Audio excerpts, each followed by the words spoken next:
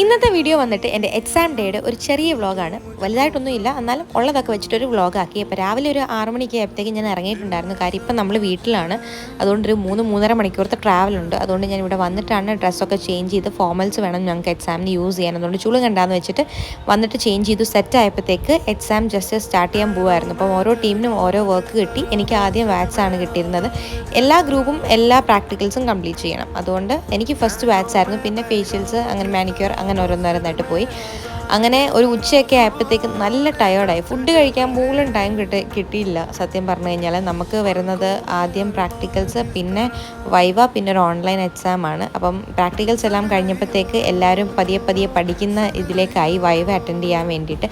Viva കഴിഞ്ഞപ്പം ഏകദേശം 6:30 അതിനുശേഷം ഓൺലൈൻ എക്സാം, പിന്നെ ഞങ്ങളൊരു ഫോട്ടോ എടുത്തു. അങ്ങനെ ഞാൻ വീട്ടിലെത്തിയപ്പോൾ സമയം ഏകദേശം 12 മണിയായിട്ടുണ്ടായിരുന്നു. ബസ്സൊക്കെ കിട്ടാൻ നല്ല വൈകി. അപ്പോൾ അത്രേ ഉള്ളൂ. ടാറ്റാ.